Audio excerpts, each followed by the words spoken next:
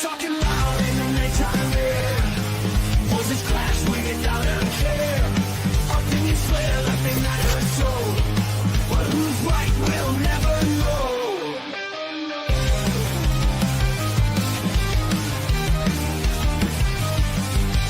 Microphones like weapons drawn. Swagger in the twilight dawn. Each word iron, each thought steel. To be heard is the final deal.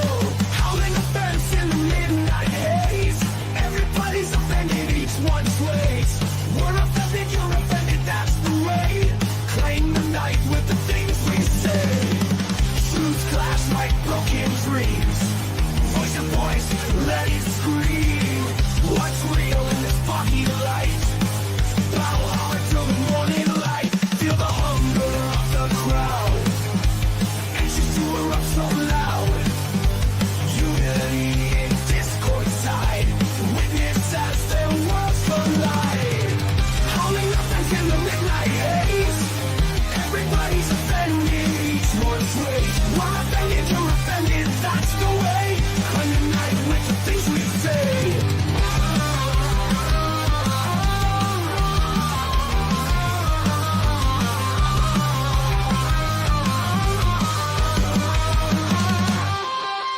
Truths clash like broken dreams.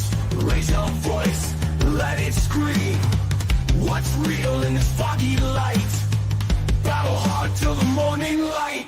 Feel the hunger of the crowd. Anxious to erupt so loud. Unity in discord's tide. Witness as their worlds collide. Howling offense in the midnight haze. Everybody's offended, each one sways. We're offended, you're offended, that's the way. Claim the night with the things we say. We say. We say. We say. We say.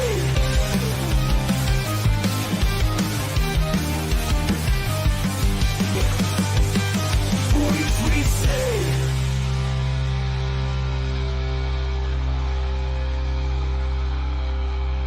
Yes, my mother kissed 25 fucking tipples. Yes, my mother kissed 25 fucking tipples.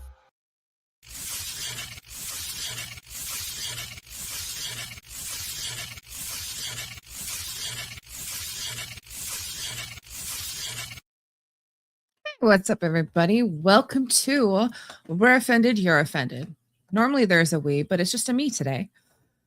My name is Kim. And if you're new here, hi, hello, welcome.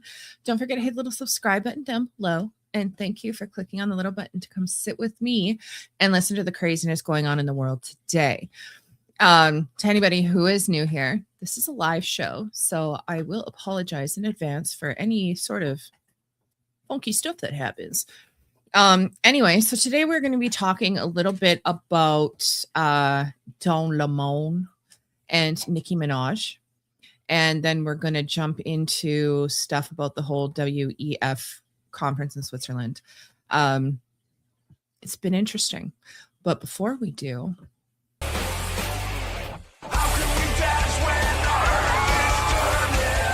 They don't produce anything. They don't do anything. I don't sleep when the beds are burning. How can we dance when our earth is turning? hi, it's me again. Okay, so first let's get into some of this Don Lemon stuff because it's a little funny actually. But apparently Nicki Minaj kind of went at Don Lemon after the him going in with a bunch of protesters into the church in Minnesota and disrupting their church service, which I don't find is right either. However, so let's take a little here. That's right, I just said peeky poo. You're welcome. Base is full of racist, bigoted homophobes, like Nicki Minaj, by the way. Oh, pop that up. So Nicki Minaj sent a tweet out. Don Cocksucking, her words, Go. lemon is disgusting. How dare you? I want that thug in jail. He would never do that to any other religion. Lock him up. And then she bizarrely puts a Chucky doll with it. So number one, the homophobia laced in that. But number two, the homophobia, come on, because it says cocksucker. I'm sorry, but who out there has not been angry at somebody or even joked around with someone and called them a cocksucker? It has nothing to do with homophobia. It's literally just a thing that's said. However, I will say that Nicki Minaj did come out and say after the fact that she did use that language because it was the only way she knew that the cocksuckers out there would put up the stuff and actually pay attention to it. So kudos on you, because apparently Mr. Lamone is super sensitive. But anyway, let's carry on. The way this sect of Christianity, the white nationalist form of Christianity that I guess now Nicki Minaj attaches herself to, I'm like, good luck with that, sis. At the end of the day, you're still black. Oh, why does it have to be about race? I don't know why all of a sudden you have to right away start bringing in the white nationalist or white supremacist and all of a sudden bringing the fact that she's black. Like, why does it got to be about race? I mean, but at the end of the day, they use their religion as a weapon, but then they also use it as a shield, back and forth. They weaponize it, and then, oh my God, I'm a victim. Don't attack my Christianity, and that's what Nicki Minaj just did right there. And I'm sorry, I don't mean to keep cutting this off, but how is Christianity used as a weapon? I'm not really sure. I'm not a religious person, but I have not I have not seen any case where Christianity has been used as a weapon, figuratively or literally speaking. I can't English. English is hard. Okay. It's for Nicki Minaj. You think these white nationalists are going to accept you and your WAP? Just hide and wait. These people are serious about their racism, Miss Minaj. Well, I'm glad you said WAP. And if you listen to Nicki Minaj's music and you're like, okay, that's Christianity. Okay. So, fun fact, WAP, dumbasses, Cardi B, dumbass. It wasn't even Nicki Minaj. Like Nicki Minaj and Megan Thee Stallion. That's who sung that song. So next time you want to try and vote against her being super Christian and, oh, look at the songs you sing. Okay, well, I'm not saying that her songs aren't nasty, but at least pick a proper song if you're going to sit there and insult her. Pick one of her actual songs, not somebody who is the Nicki Minaj wannabe. Just saying. Get your facts right. Two, of course, he's going to sit there and right away start talking about, oh, this is homophobia. It has nothing to do with homophobia, you dumbass. Oh my God, I said ass. Does that mean I'm saying a homophobic slur or a derogatory thing because I said ass? And you and I both know you like asses. I mean, come on. Stop drawing the dots where they don't belong, okay? This guy is just something else. And that thing that's sitting next to him, she's something special too. They're equally as retarded. But that's what so then he ends up doubling down and all of a sudden starts calling out, I guess, family members of hers, a brother and her husband, for crimes that they've committed, and said, as far as he knows, she's an undocumented citizen and she is clearly not black because, you know, the color of her skin, definitely there's a melanin difference between her and I, but she ain't black because, I mean, she went after him for going into a Christian church. And to be completely honest, she is 100% correct at the fact that I would not see, I couldn't see him going into a mosque doing that. I'm pretty sure he wouldn't do that. He wouldn't be stupid enough to do something like that. But because Christians are so, quote unquote, tame, and they're just going to sit there and they're not going to retaliate. Of course, they feel like they can do that. But because she's trying to defend these people in this church, which what they did was completely wrong. It was traumatizing for the kids that were there who did not need to be any sort of part of this. They went there to worship God with their families. Leave them alone.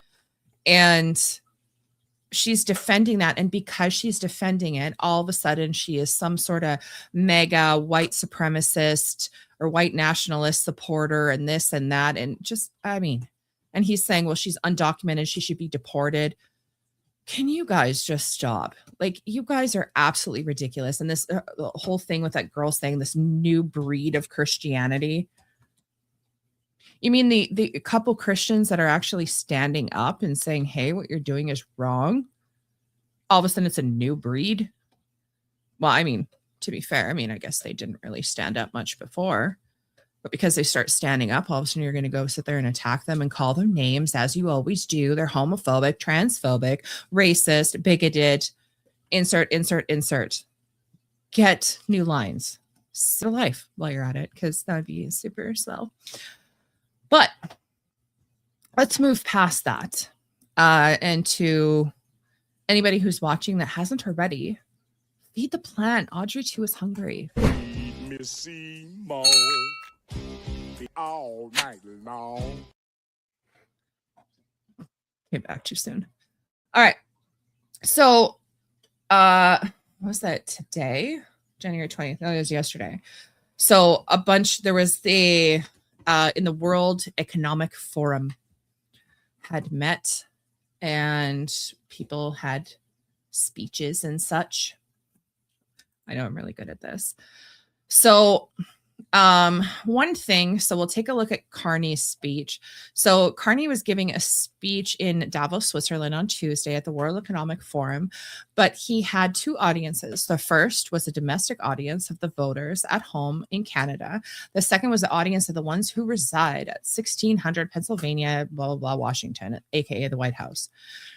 So the content, Carney was clear: the former order that governed the world is over and it's not looking back.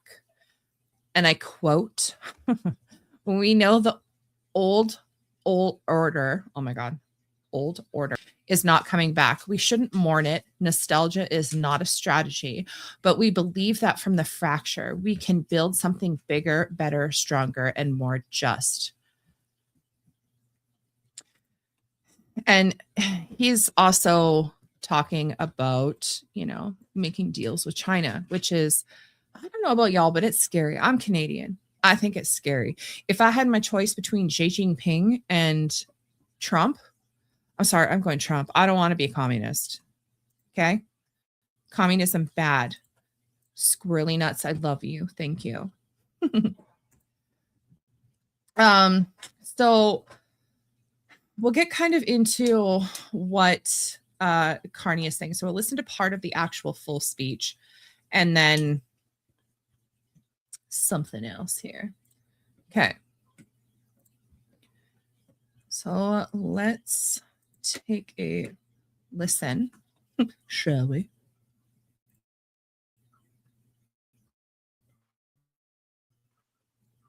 It seems that every day I will say a lot of what he said does come out really well. Whoever wrote his speech did a good job. Power rivalry. Might not agree with the it. rules-based order is fading. That the strong can do what they can, and the weak must suffer what they must. And this aphorism of is hidden as the natural logic of international relations reasserting itself. And faced with this logic, there's a strong tendency for countries to go along to get along, to accommodate, to avoid trouble, to hope that compliance will buy safety. Well, it won't. So what are our options?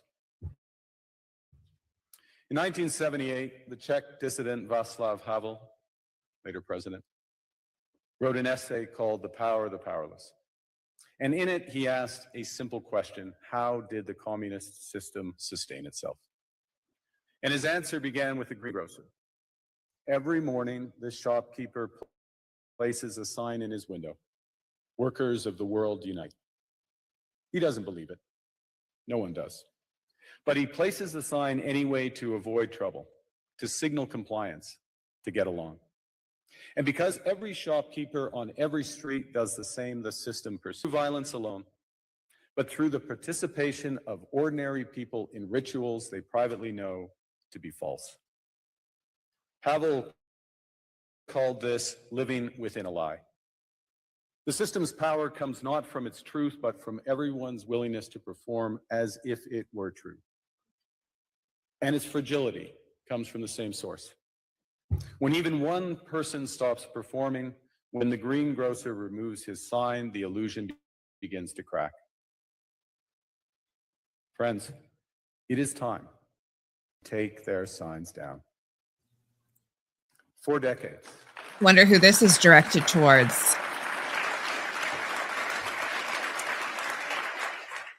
For decades, countries like Canada prospered under what we called the rules-based international order. We joined its institutions, we praised its principles, we benefited from its predictability. And because of that, we could pursue values-based foreign policies under its protection. We knew the story of the international rules-based order was partially false, that the strongest would exempt themselves when convenient, that trade rules were enforced asymmetrically. And we knew that international law applied varying rigors in the identity of the accused or the victim. This fiction was useful. And American hegemony in particular provide public goods, open sea lanes, a stable financial system, collective security, and support for frameworks for resolving disputes. So we placed this sign, we participated in the rituals, and we largely avoided calling out the gaps between rhetoric and reality. This bargain no longer works. Let me be direct.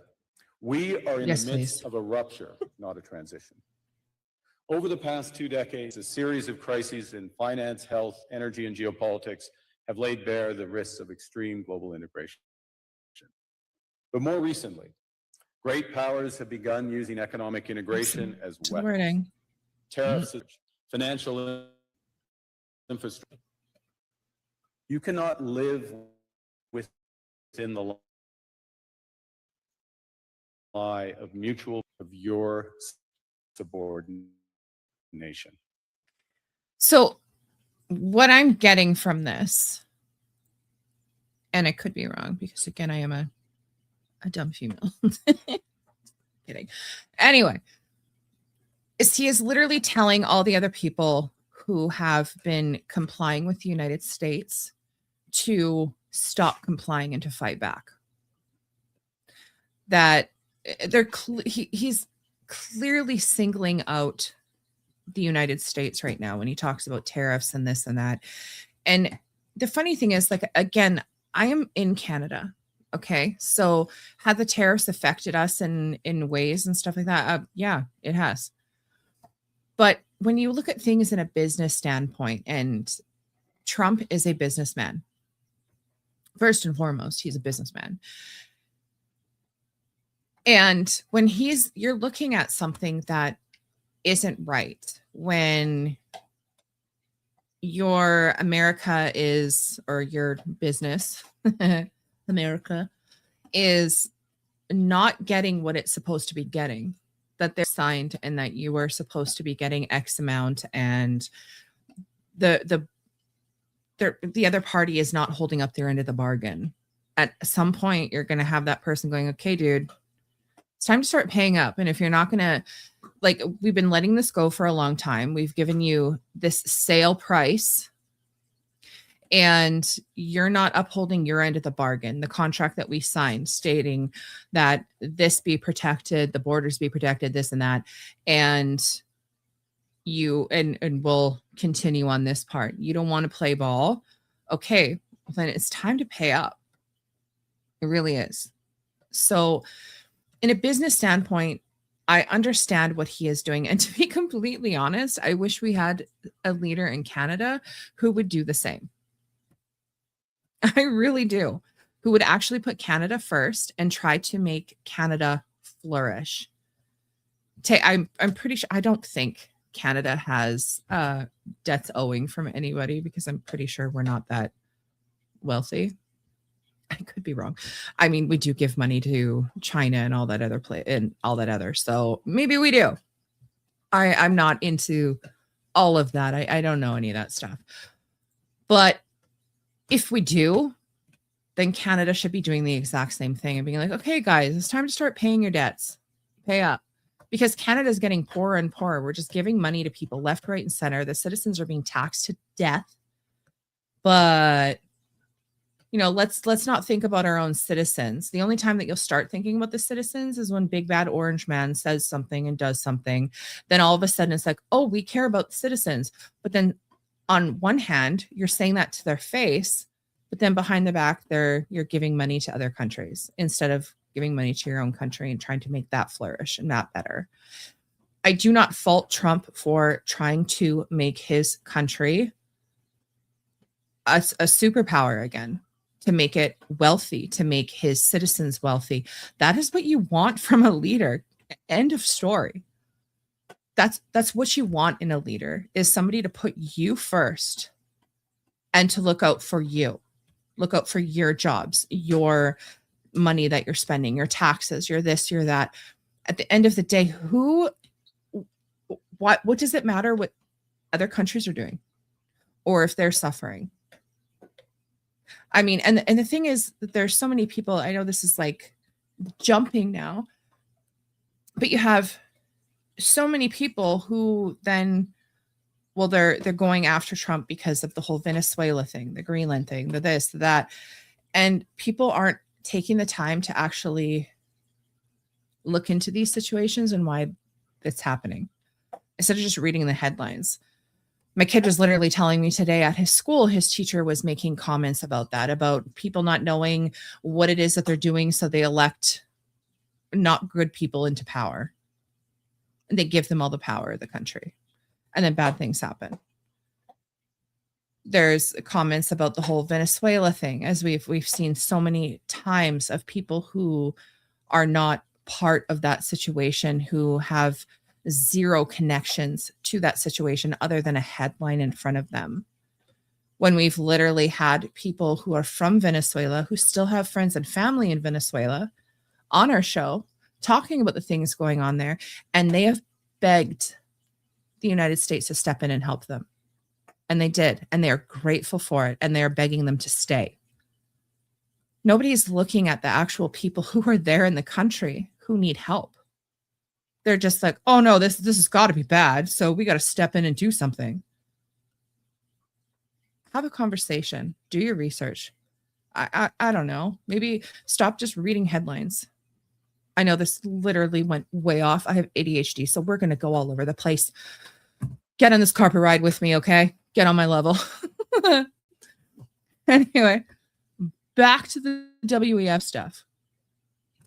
And I want to remind everybody, this is a live show.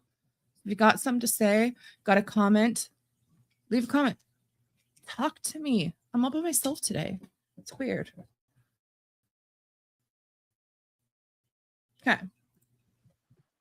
The multilateral institutions on which the middle powers have relied, the WTO, the UN, the COP, the architecture, the very architecture of collective problem solving are under threat. And as a result, many countries are drawing the same conclusions, that they must develop greater strategic autonomy in energy, food, critical minerals, in finance and supply chains. And this impulse is understandable. A country that can't feed itself, fuel itself, or defend itself has few options. When the rules no longer protect you, you must protect yourself. But let's be clear-eyed about where this leads. A world of fortresses will be poorer, more fragile, and less sustainable. And there's another truth. Values for the unhindered pursuit of their power and interests, the gains from transactionalism will become harder to replicate. Hegemons cannot continually monetize their relationships. Allies will diversify to hedge against uncertainty. They'll buy insurance, increase it in rules, but will increasingly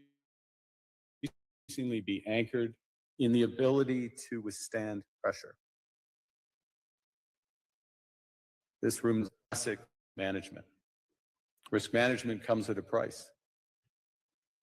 But that cost of strategic autonomy, of sovereignty, can also be shared. Collective investments in resilience are cheaper than everyone building their own fortresses. China? I don't know. Like, again, he's literally cozying up to China right now.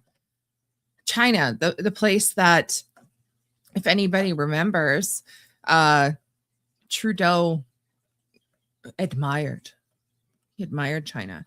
Now you have this guy who's cozying up to China too. Now there's a difference between doing deals, but the types of deals that they're planning on doing, and I don't know all the ins and outs. I really don't. But from the things that I've heard, it does not sound good. It sounds scary. It's literally giving China more reign in our country, giving them more accesses, and that is frightening. China is a scary place. It really is. That, and now, again, not again, I never actually said it, but this has nothing to do with the Chinese people in whole, but their government is scary. I don't want that kind of government here. I don't want that overreach here. I don't want any of that here. No, bad Cardi. Anyway, so he just kind of keeps going on and on. We're not going to keep going into it because it's still another 10 minutes long, like a little long-winded. I will say Trump's was way more long-winded. His is like an hour long, which we will not watch all of. But we'll kind of go here to the Toronto Sun. And they kind of did a little breakdown. Mr. Mark Carney is trying to attempt on his 4-day trip to China. Hello, everyone. I'm Adrienne Batcher with That's cute. Will it not let me have the volume?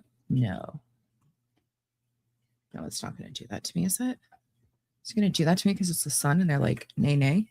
Hold on. Try this.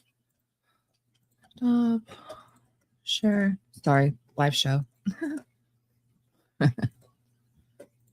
I'm going to try this again. Please. Here, Brian Lilly and Warren Kinsella. So a foundation You for a dirty son of a bitch. Why? Why do these things do these things to me? You guys, not cool. They're ruining everything.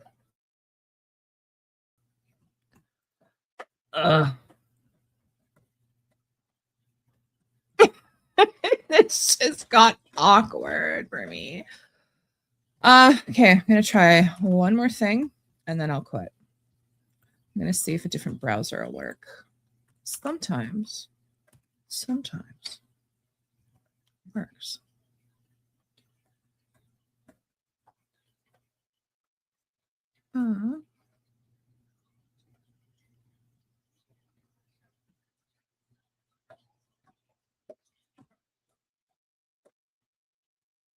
Okay, stop. I'm really sorry about this, guys.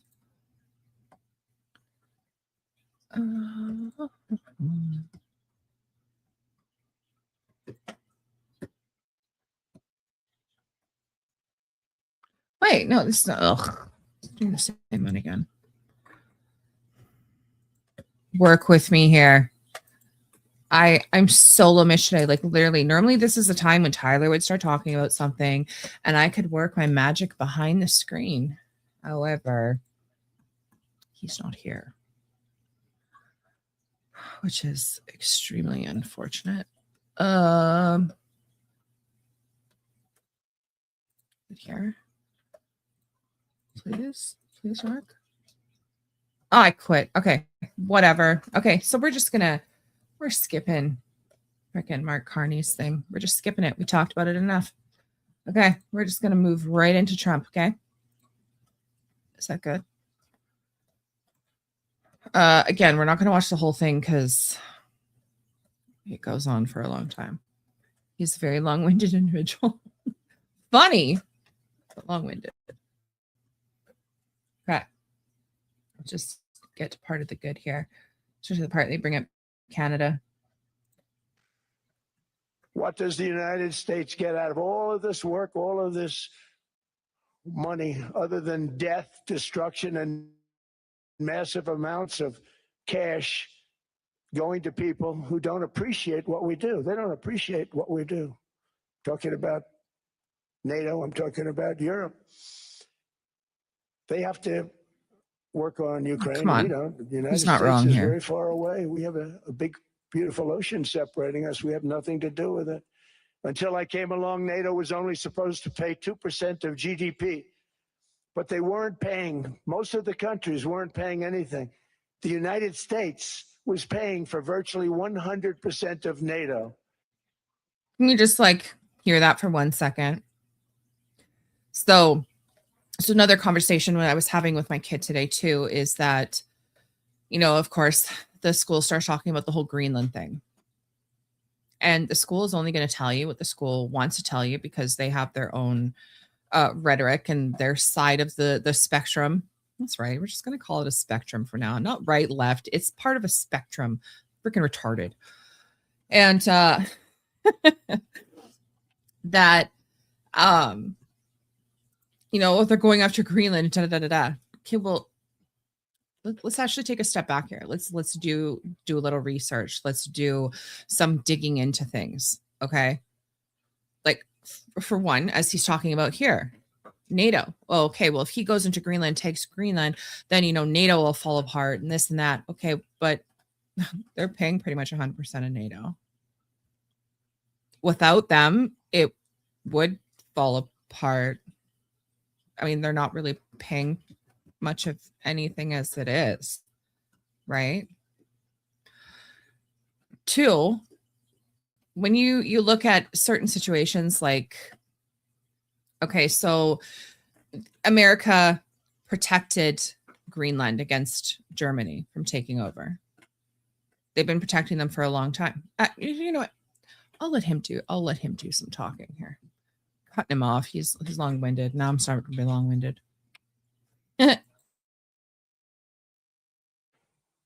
And I got that stopped. I said, that's not fair. It's not But fair. then more importantly, I got NATO to pay 5%, and now they were paying, and now they are paying. So something nobody said was possible. It's good. They said, we will never go up higher than 2%. But they went to 5%, and now they're paying the 5. They didn't pay the 2, and now they're paying the 5. Good. And they're stronger for it. And they have an excellent, by the way, Secretary General, who's possibly in the room. Mark, are you here? Yes, he's here. Hello, Mark. We never asked for anything, and we never got anything. We probably won't get anything unless I decide to use excessive strength and force, where we would be, frankly, unstoppable. She's not wrong. I won't do that. Okay, now everyone's saying, oh, good.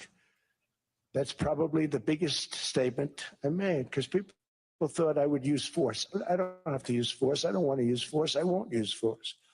Again, so to a lot of people, this is a very big sigh of relief. And I feel that in the upcoming days, this is going to be a thing that is going to be left out of a lot of media. I haven't looked into a lot of it, so I don't know if it has been as of right now, but I feel like this particular statement is going to be left out of the media and they're just going to focus on other things that he's going to be talking about. But he just says, I don't want to use force and I won't use force. You guys need to remember that he is a businessman. At the end of the day, he's a businessman. He's going to do what's good for America. And he wants to do what's good for other places too. He doesn't want to take over a place and it to crumble. What's that going to do for America? What's that going to do for the countries? It's going to do absolutely nothing. So you take over and it just goes to shit. Does that sound like a good business trajectory? No, it sounds absolutely ridiculous. All the United States is asking for is a place called Greenland, where we already had it. That's it. as a trustee, but respectfully returned it back to Denmark not long ago after we defeated the Germans, the Japanese, the Italians, and others in World War II. We gave it back to them. We were a powerful force then, but we are a much more powerful force now. After I rebuilt the military in my first term and continue to do so today, we have a budget of $1.5 trillion. We're bringing for back battleships. That's dope. Battleship is 100 times more powerful than the great battleships you saw in World War II, those great, big, gorgeous ships, the Missouri, the Iowa, They the were Alabama. pretty dope. Gonna say they're badass. Because I thought maybe we could take them out of mothballs. They said, no, sir, these ships are 100, think of that, 100 times more powerful than those big, big, magnificent pieces of art that you saw so many times ago that you thing is so still big see with on him. television. The big, beautiful bill, the big, magnificent piece of art. Like, I think he's just so big and bold with him. It's kind of funny. Say, wow, what a force. 100 times, each ship 100 times more powerful than the big battleships of the past. So that was the end of the mothball story.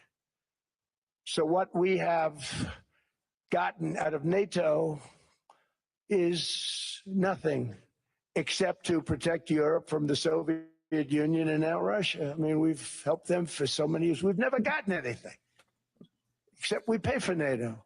And we paid for many years until I came along. We paid for, in my opinion, 100% of NATO because they weren't paying their bills.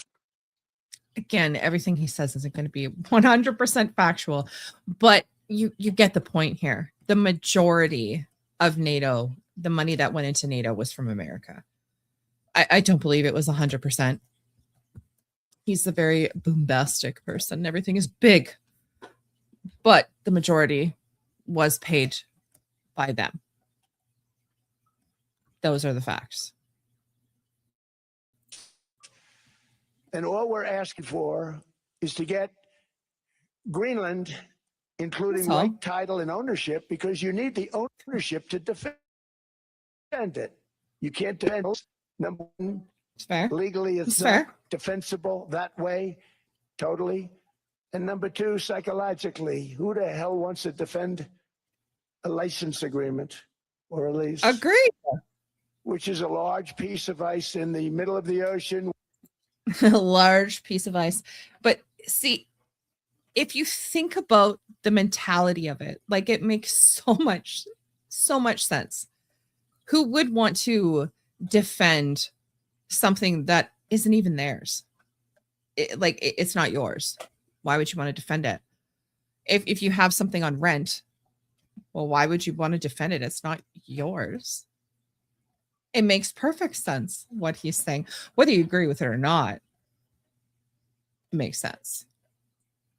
Where if there is a war, much of the action will take place on that piece of ice. Think of it. Those missiles would be flying right over the center of that piece of ice. All we want from Denmark for national and international security and to keep our very energetic and dangerous potential enemies at bay is this land on which we're going to build the greatest golden dome ever built. We're building a golden dome that's going to, Ooh. just by its very Well, that's nature, gold. Of course, he's going to be gold, right? going to be defending Canada. Canada gets a lot of freebies from us, by the way. They should be grateful also, but they're not. I watched your Prime Minister yesterday. He wasn't so grateful. But they should be grateful to us. Canada lives because of the United States. Remember that, Mark, the next time you make your statements. And he's not wrong. He's with listening to the statements that Mark Carney was making. The United States has helped us out a lot. Now, I know that there are some people out there that are going to be watching, potentially watching, and being like, we took their White House, we'll take it again. Okay, we don't have the sustainability to do so. We don't. We our government in Canada let our army, our navy, everything go to shit. We don't have anything. literally the only thing that protects us in reality is the United States. If someone were to decide to come over here, China was going to be like, yeah, you know what? We're just going to take you because we got somebody else in here that didn't want to play ball. Well, we're just going to come there and take you, or Russia or whatever. The only thing that could possibly protect us isn't us. Our government has taken away our guns, so we are unarmed. And they let our army go to shit. They stopped investing in it. We don't have anything. The only thing that protects us is the United States. And people like Mark Carney and everybody else who's just like, oh, everybody needs to stand up. With what army? We don't have anything. You literally have nothing that you could fight back with. And you don't want the United States or other places to fight you for your country anyway. And as much as I'm not the type of person to bow down and, okay, yes, master, I'll do what you tell me. I am not that type of person in the slightest. But when you actually think about the options that you have, like, there's a reality here. And the reality is, without the United States, Canada would be nothing. We have nothing. We would literally, they're already allowing people that are coming into this country to take over our country. They're allowing people from within to take over it. This isn't even talking about people from on the outside. Wake up. Carney, you can say whatever it is that you want to say. Tell everybody else to stand up and say, fuck you, America. You need America. You would literally be nothing without them. Nothing. Like,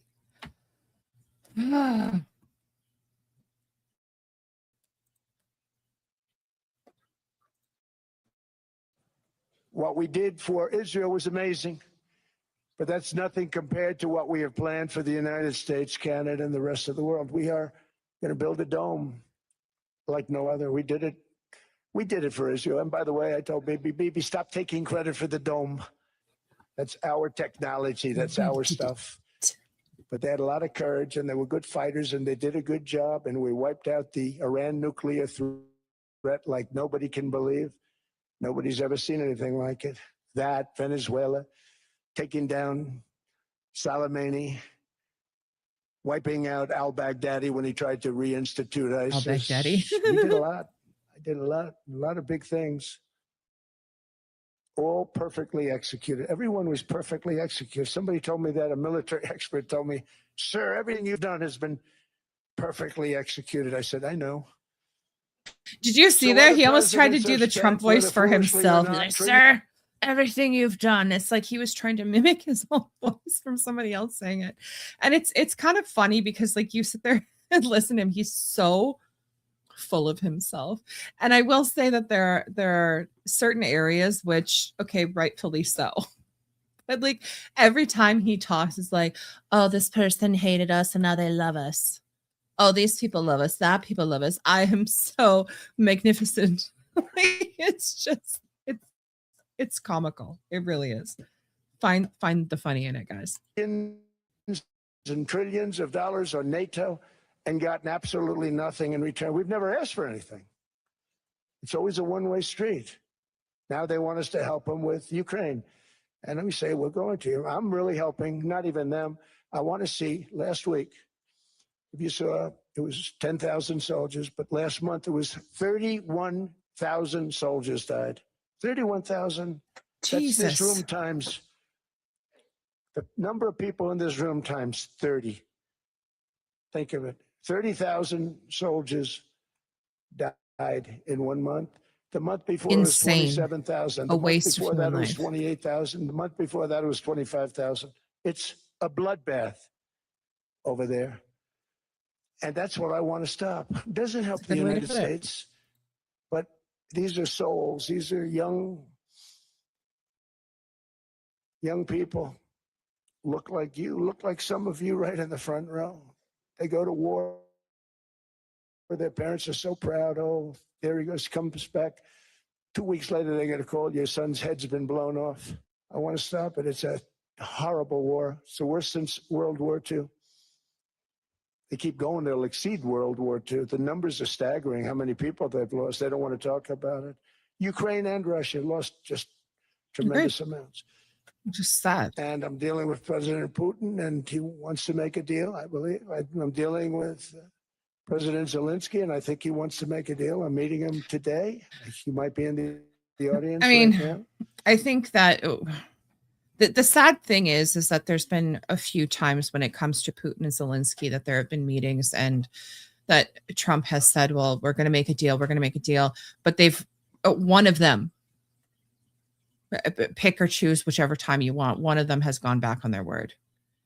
And I personally think at some point you just have to put your hands up and be like, all right, you know what, guys, you guys do you. Figure it out. Like, I need to walk away. Like, I'm trying. And the thing is that so many people are so anti-Trump for whatever reason it may be. But there are so many different situations. Having a conversation with my kid today, again, about the Venezuela thing. How the teacher was talking about how, well, he went in there and he kidnapped Maduro, and that is illegal. That's not right. You can't do that. I'm just going to put into perspective. For one, this wasn't on a whim. This was something that they were planning for a while. They planned specifically for a time period where the least amount of casualties would happen, which I don't know about you, but I don't know any other place that has gone into another place and either gone to war with or attacked who has actually taken into consideration the civilians on the ground. 2, they knew where homeboy was. They kidnapped him, right? They could have ended his life right there. Would have been very simple, very easy, but they didn't. And people seem to keep forgetting that. People seem not to pay attention to that or to think about that. They're just right away, oh, Trump did bad. He could have ended his life. And then what? Could have gone in there and just kept bombing the whole place. Like, trust me, they have the manpower to do so. They got the weapons to do so. They could have done so much damage, but everybody is so focused on the one thing, but not, again, the fact that the people of Venezuela are actually, were begging him to come in, are grateful that he is there, are grateful Maduro is gone, and are begging them to stay and help. And that he took them alive. I don't even remember the last time I can actually say that somebody took a really bad person from another country alive. To me, that's pretty impressive. Whether you agree with the fact of him going in there or not is completely irrelevant.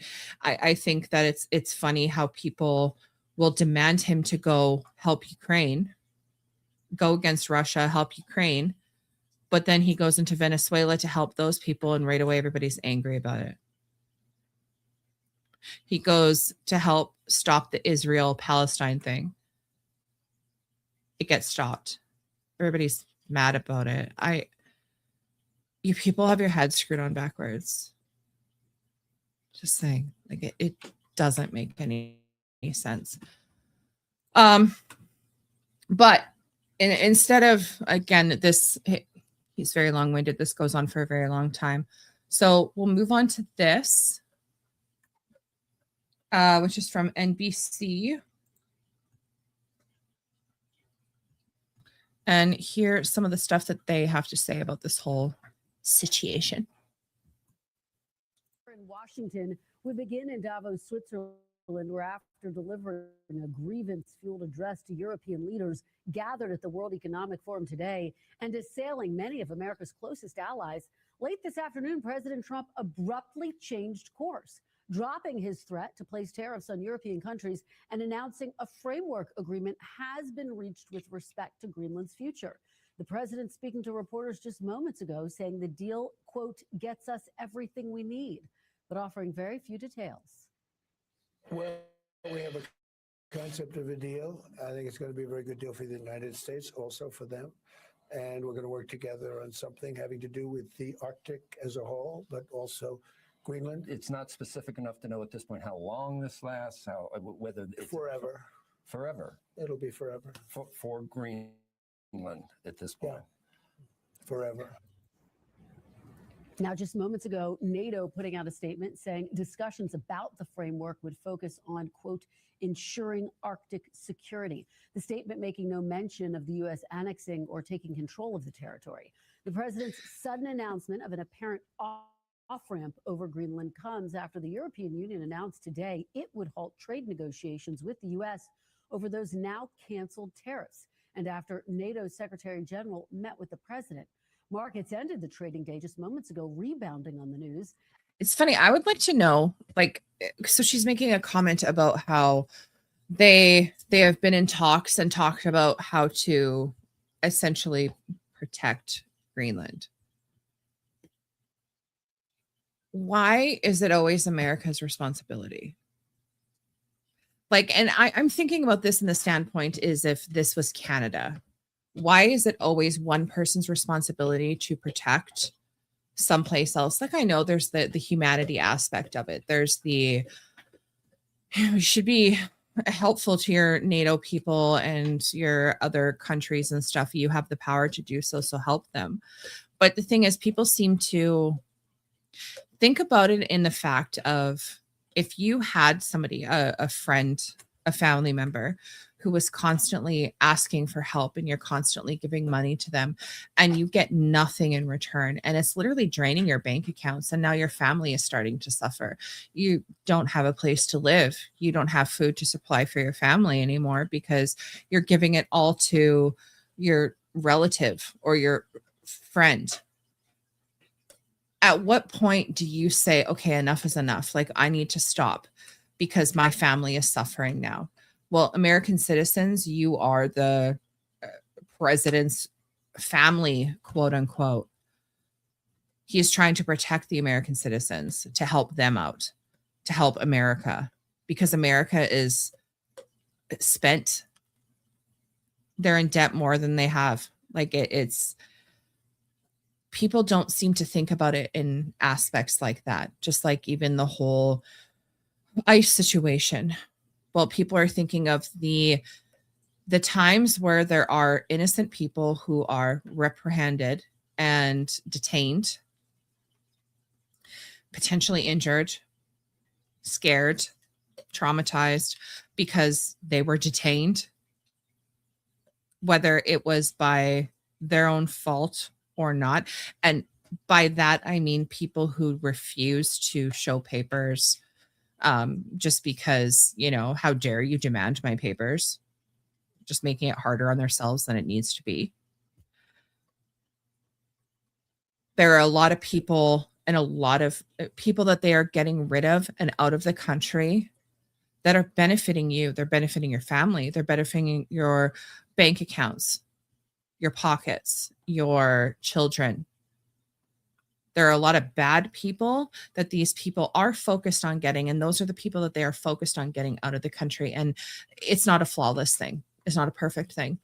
There are going to be innocent people who are going to get detained. I have myself been pulled over by cops because they thought I was somebody that I wasn't and questioned. I'm not going to sit there and fight about it. Tell them who I am, where I am, show them my ID, and away I go. This isn't just I know right now it seems very much like it is a skin color thing. But to be honest, a lot of the immigrants that have come into America and Canada illegally do have a different color of melanin in their skin. Those are just the facts. So there are sometimes you just have to play ball. Someone says, show me your papers. Here are my papers. Can I go now? Bye. And away you go. Now, again, It's not a flawless thing. It's not a perfect thing. And there are people who I'm sure that there are agents out there who do not play nice. And those are unfortunate. These are the one-off things. The Renees are the one-off things. The people who decide to do dumb things and get dumb prizes. Unfortunately. Do I feel bad that she's dead? Yes. I do. She put herself in a really stupid situation and she made a really stupid decision. And she injured somebody in the process. Play stupid games, win stupid prizes. That's just how it is. It doesn't matter the color of your skin. End of story. But back to this. After plunging yesterday nearly 900 points over concerns of a trade war, the president began his day in Davos with a several stern remarks on the world stage, doubling down on what he called the U.S.'s claim to Greenland, but also walking back his threat to use force. She's very wide-eyed. This enormous unsecured island is actually part of North America, on the northern frontier of the Western Hemisphere. That's our territory. It's the United States alone that can protect this giant mass of land, this giant piece of ice, develop it and improve it and make it so that it's good for Europe and safe for Europe and good for us. And that's the reason that I'm seeking immediate negotiations to once again discuss the acquisition of Greenland by the United States. We probably won't get anything unless I decide to use excessive strength and force where we would be, frankly, unstoppable. But I won't do that. They have a choice. You can say good yes, for you, NBC. and we will You actually be played very the right appreciative. thing. Or you can say no, and we will remember. President Trump also invoking Denmark's fall to Germany. Like how is that a bad thing? Like he literally said outright to all those people out there who are, oh, he's going to take over Greenland. He's going to take it over. He refuses to use excess force. He's not going to. He's going to make a deal. If they go with the deal, fantastic. They'll be part of America. If they don't go with a deal, then they'll remember, which means that they'll probably pull out and not help defend them anymore. Which I'm sorry, that doesn't sound unfair. It really doesn't. If I was living there, if I was in Canada and the same thing's going on, like you literally seen our prime minister that we were talking about earlier telling everybody else to stand up and fight against America in his own diplomatic words. I think it's stupid. I don't find it right. I really don't. During World War II as part of his justification for why the U.S. should control Greenland, and going on to mock many of America's. Well, yeah, because they traditional protected them in World War II. If it wasn't for them, then they would be Germany. We won it big. Without us, right now, you'd all be speaking German and a little Japanese, perhaps. Canada gets a lot of Little freebies from Japanese. us, by the way. They should be grateful also, but they're not. I watched your prime minister yesterday. He wasn't so grateful. No, They should be grateful to us. Canada lives because of the United States. Maybe not bend down and kiss your ass, but Next time you definitely make your grateful. statements. The problem with NATO is that we'll be there for them 100%. But I'm not sure that they'd be there for us. If we gave them the call. And he's not wrong with that. Like if you actually think about the facts, like if something was happening to the United States and they put out the call and said, hey, we need you guys to step in, depending on who it was that was attacking the United States, do we actually think that we're going to be stepping in and helping? I don't know. To be completely honest, the way that Carney's talking, it to me sounds like in that event, if that would happen, Carney would then go to the other side and be like, let's just say, hypothetically speaking, it's China that's attacking the United States. He seems like the type that would be like, okay, you know what, China, we're on your side. Let's go. It doesn't sound like he would then be on the side of the United States because, oh, they're giving us more tariffs. They're demanding more money. They're demanding us protect our borders. Oh, no. Think about everything America has done for Canada. how much they protected Canada and other countries. Like, he's not wrong. I really don't feel that a lot of countries would jump in and protect the United States. I think that they would just be like, oh, well, you're the big bad. You're the superpower. You can protect yourself. But when we need you, come help us, okay? Okay. Glad we understand each other. Previously noted, Article 5 of the NATO Charter has only been invoked once after 9/11, when NATO countries came to the collective defense of the United States. Today, before President Trump's announcement of a framework of a deal, the NATO secretary reiterated the alliance's commitment to the defense pact. You are not absolutely sure that the Europeans would come to the rescue of the US if you will be attacked. Let me tell you, they will. And they did in Afghanistan, so you can be assured, absolutely, if ever the US will be under attack, your allies will be with you. Absolutely. I don't know. Absolute guarantee. I mean, you can say that. I don't know about Now, everybody NBC News else. Chief Justice and National Affairs correspondent Kelly O'Donnell. Also with us is Awesome. US Why is her Ambassador eye so to wide? NATO, Nicholas Burns. Is this And how so I need to Trevor start Phillips, talking from now presenter on? of Sunday My Morning with eyes Trevor like Phillips on super our sister wide. network, Is that Sky like News a in the thing? UK. Thank A you reporter all so thing? much Is this for what you joining do? us. Kelly, I'm going to start with you. Extraordinary day of developments It at hurts my NATO. eyeballs. The president started his day with that speech lambasting the United States allies, and then with this whiplash saying, yes, we've reached the framework of a trade deal. What do you make of it? Where's No. It They, was a stunning day in part and I because the quote, he said, we reached a concept. Stop twisting words. They didn't say they reached the framework, the concept of a deal. Get it right.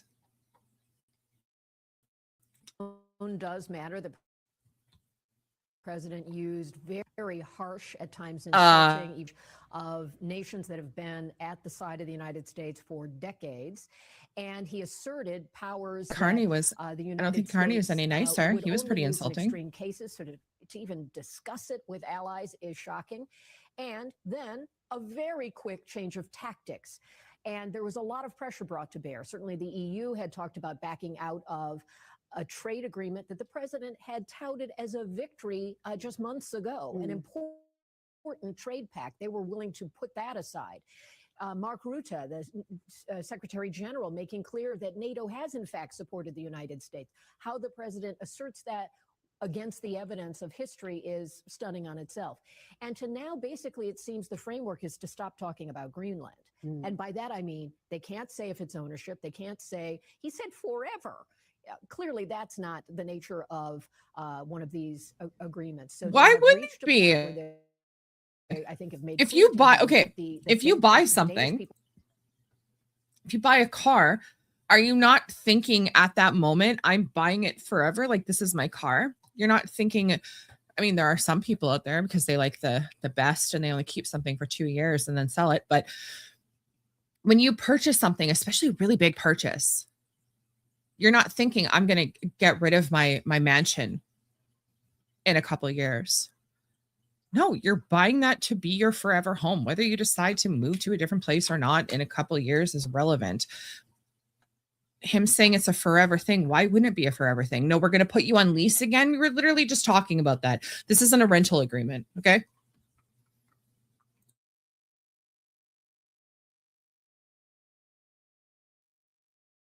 will own Greenland.